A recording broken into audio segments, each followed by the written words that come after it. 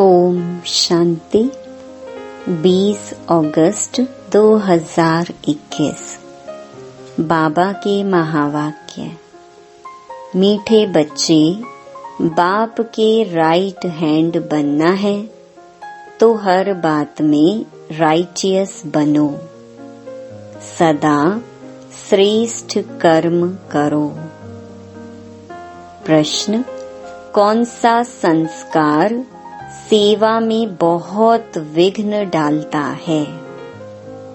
उत्तर: भाव स्वभाव के कारण आपस में जो द्वैत मत के संस्कार हो जाते हैं, वह सेवा में बहुत विघ्न डालते हैं। दो मतों से बहुत नुकसान होता है। क्रोध का भूत ऐसा है जो भगवान का भी सामना करने में देरी ना करें। इसीलिए बाबा कहते हैं, मीठे बच्चे, ऐसा कोई भी संस्कार हो तो उसे निकाल दो। गीत: तकदीर जगाकर आई हूँ। ओम शांति। मीठे मीठे रूहानी बच्चों ने गीत सुना। रूहानी बच्चों अर्थात शिव बाबा जो सुप्रीम रूह है, उनके बच्चों आत्माओं ने शरीर रूपी कर्मेंद्रियों द्वारा गीत सुना। अब तो बच्चों को आत्म अभिमानी बनना है। बहुत मेहनत भी है। घड़ी घड़ी अपने को आत्मा समझ बाप को याद करना है। यह है गुप्त मेहनत। बाप भी गुप्त तो मेहनत भी गुप्त कराते हैं। बाप स्वयं आकर कहते हैं, बच्चों, मुझे याद करो तो कल्प 5000 वर्ष पहले मुहाफिक फिर से सतो प्रधान बनेंगे। बच्चे समझते हैं हम ही सतो प्रधान थे, फिर हम ही अब तमो प्रधान बने हैं। सतो प्रधान बनना है जरूर। गीत में भी कहते हैं, तकदीर जो गंवाई हुई है वह फिर पाने के लिए तदबीर कराने वाला एक ही सर्वशक्तिमान बाप है। क्योंकि सबको पावन बनाते हैं ना। बाप बच्चों को समझाते हैं, हे रूहानी बच्चों, अब तकदीर बनाने आए हो। स्टूडेंट स्कूल में तकदीर बनाने जाते हैं ना। वह तो छोटे बच्चे होते हैं। तुम छोटे नहीं हो, तुम तो बड़े बुजुर्ग हो। तकदीर बना रहे हो। हाँ, कोई बूढ़े बूढ़े भी हैं। बुढ़ापे से जवानी में पढ़ना अच्छा होता है। जवान की बुद्धि अच्छी होती है। यह तो सबके लिए बहुत सहज है। तुम्हारा शरीर तो बड़ा है ना। यह बेबी है, इतना नहीं समझ सकेंगे क्योंकि आर्गन्स छोटे हैं। स्तुति, निंदा, दुख, सुख, इन बातों को तुम समझ सकते हो। आत्मा तो बिंदी है। शरीर बढ़ता रहता है। आत्मा तो एक रस ही होती है, कभी घटती बढ़ती नहीं। उस आत्मा की बुद्धि के लिए बाप कस्तूरी जैसी सौगात दे रहे हैं, क्योंकि अभी तो बुद्धि बिल्कुल तमो प्रधान बन गई है। सो अब स्वच्छ भी बन रही है। यह चित्र तुमको समझाने में बहुत काम में आते हैं। भक्ति मार्ग में देवताओं के आगे जाकर माथा झुकाते हैं, पूजा करते हैं।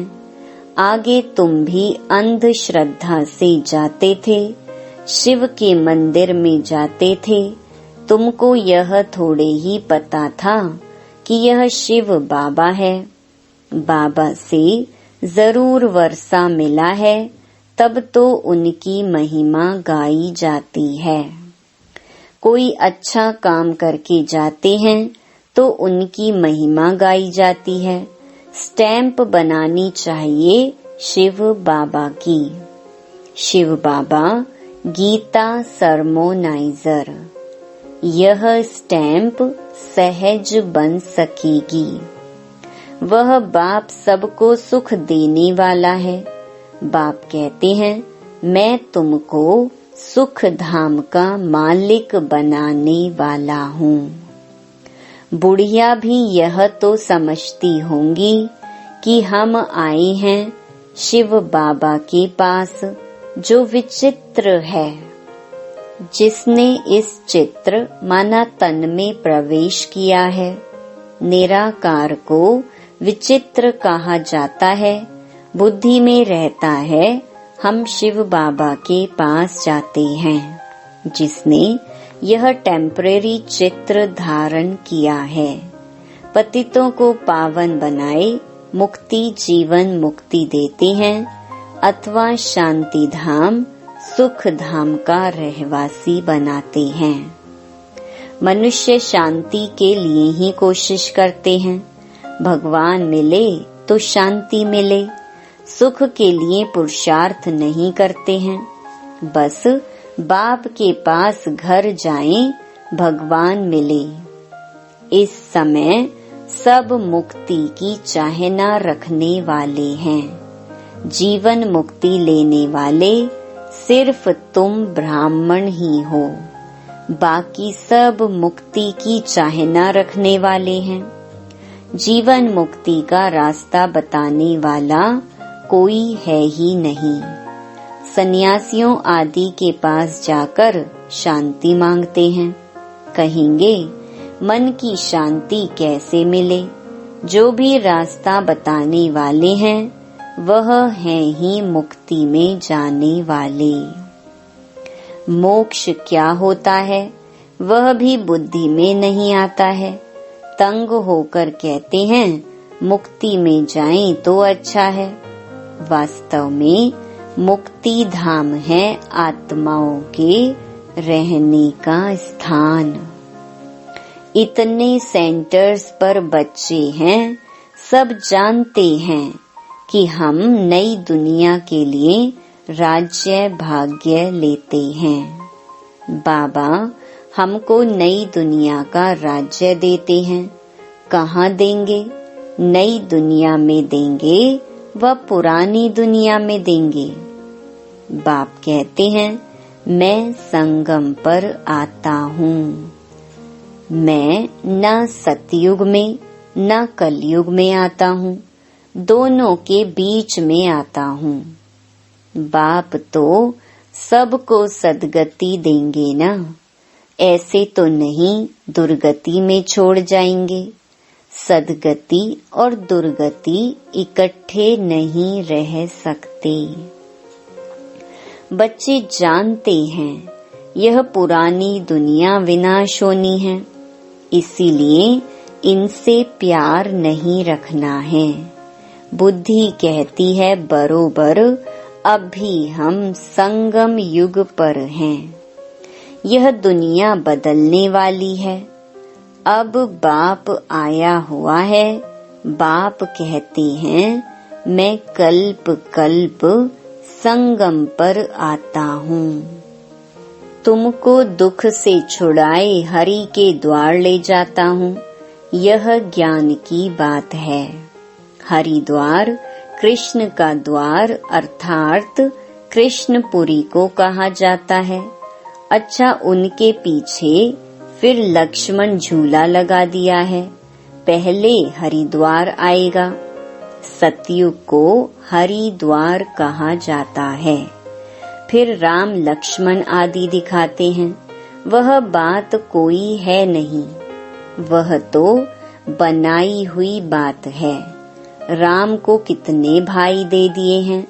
4 भाई तो होते नहीं, 4-8 भाई तो यहाँ होते हैं। एक तरफ हैं ईश्वरीय संतान, दूसरे तरफ हैं आसुरी संतान। अभी तुम जानते हो शिव बाबा ब्रह्मा तन में आए हैं। शिव बाबा है, ब्रह्मा है दादा, प्रजापिता है। वह आत्माओं का पिता तो अनादि है। इस समय ब्राह्मणों को रचते हैं। ऐसे नहीं कि शिव बाबा सालीग्राम को रचते हैं। नहीं, सालीग्राम तो अविनाशी है ही हैं। सिर्फ बाप आकर पवित्र बनाते हैं। जब तक आत्मा पवित्र नहीं बनी है, तब तक शरीर कैसे पवित्र बन सकता। हम आत्माएं पवित्र थीं तो सतो प्रधान थीं।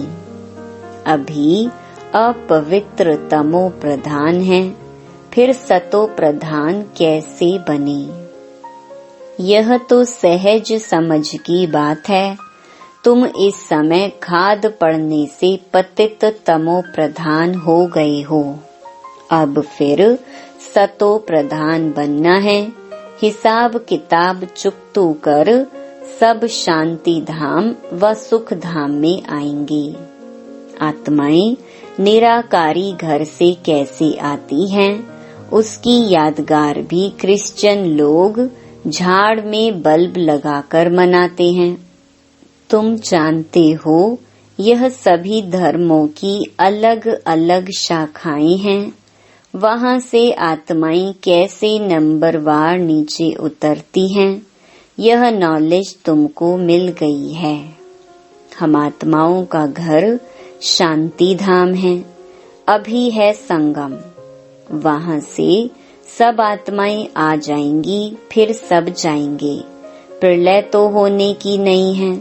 तुम जानते हो हम बाबा से तकदीर बनाने, फिर से स्वराज्य लेने आए हैं। यह कोई सिर्फ कहने मात्र नहीं है, याद से ही वर्षा मिलेगा।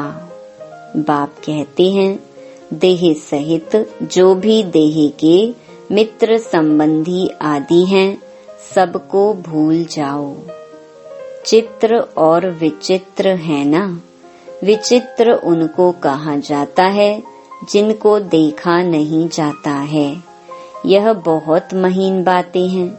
आत्मा कितनी छोटी है, उनको घड़ी घड़ी पार्ट बजाना पड़ता है, और किसकी बुद्धि में ऐसी बातें हैं नहीं। पहले पहले तो यह बुद्धि में बिठाना है कि हम आत्मा हैं, वह हमारा बाप है। उनको ही पतित पावन हे भगवान कह याद करते हैं। दूसरी कोई जगह जाने की दरकार नहीं है, तो याद भी एक को करना चाहिए ना। भगवान को याद करते हैं तो जरूर उससे कुछ मिलने का होगा। फिर दर दर धक्के क्यों खाते हो। भगवान को तो परम धाम से आना पड़ेगा ना। हम तो जा नहीं सकते क्योंकि पतित हैं। पतित वहाँ जा ना सके। अभी तुम वंडर खाते हो। भक्ति मार्ग का पार्ट कैसे वंडरफुल है। एक भगवान को ही याद करते हैं। हे ईश्वर, हे परम पिता, ओ गॉड फादर। जब वह एक ही है, फिर दूसरी तरफ धक्के क्यों खाते हो। वह एक ऊपर में रहते हैं, परंतु यह सब नूंद है। ड्रामा अनुसार भक्ति करते हैं बेहद बेसमझी से। अभी तुम फिर बेहद समझदार बनते हो। श्रीमत पर चलने वाले ही समझदार बनते हैं। वह फिर छिपे नहीं रह सकते। वह सदैव श्रेष्ठाचारी काम ही करेंगे। बाप कहते हैं हम दुख हरता सुख करता है, तो बच्चों को भी कितना मीठा बनना चाहिए। बाप का राइट हैंड बनना चाहिए। ऐसे बच्चे ही बाप को प्रिय लगते हैं। राइट हैंड है ना। तुमको मालूम है लेफ्ट हाथ से इतना काम नहीं कर सकते हैं, क्योंकि राइट हाथ राइचियस काम करते हैं। इसीलिए इस राइट हाथ को ही शुभ काम में लगाते हैं। पूजा हमेशा राइट हैंड से करते हैं। बाप कहते हैं हर बात में राइटियस बनो। बाप मिला है तो खुशी होनी चाहिए। बाप कहते हैं माँ मेकम याद करो तो फिर अंतमति सुगति हो जाएगी।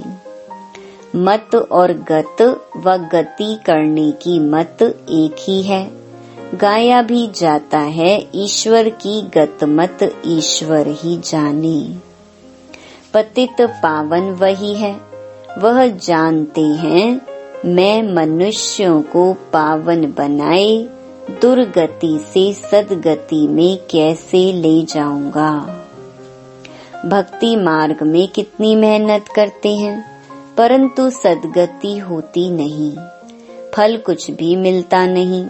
सद्गति देने वाला तो एक ही बाप है।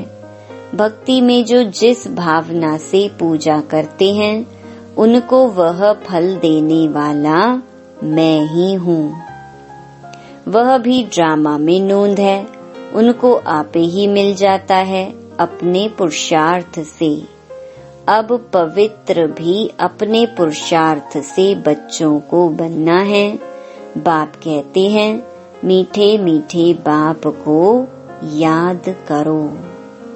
वही सर्वशक्तिमान ऑलमाइटी अथॉरिटी कितना अच्छा बनाते हैं।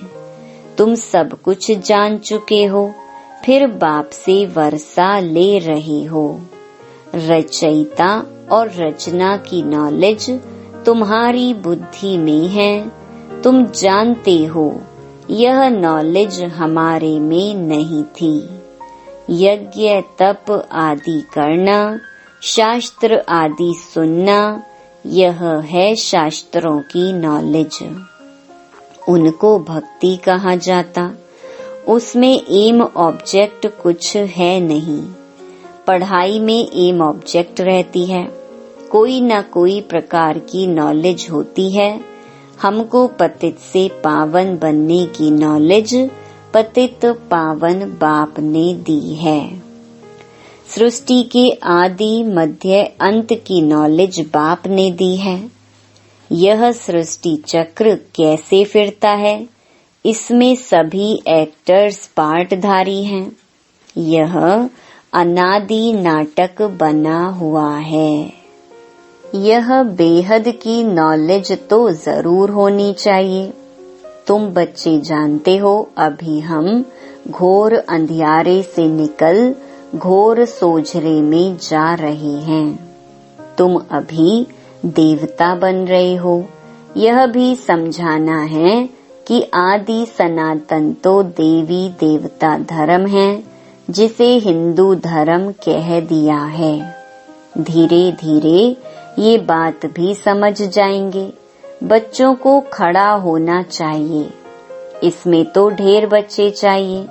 दिल्ली में कॉन्फ्रेंस करनी पड़े, परिस्तान भी दिल्ली को कहा जाता है। यही जमुना का कंठा था, दिल्ली कैपिटल है। बहुतों के हाथ आई है। देवताओं की कैपिटल भी यह थी। दिल्ली में बहुत बड़ी कॉन्फ्रेंस होनी चाहिए, परंतु माया ऐसी है जो करने नहीं देती, विघ्न बहुत डालती है। आजकल भाव स्वभाव भी बहुत हो गए हैं ना। बच्चों को आपस में मिलकर सर्विस में लगना है। वे लोग भी आपस में नहीं मिलते हैं तो राजाई ही उड़ जाती है, 2 पार्टी हो जाती हैं, तो प्रेसिडेंट को भी उड़ा देती हैं। द्वैत मत बड़ा नुकसान करती है।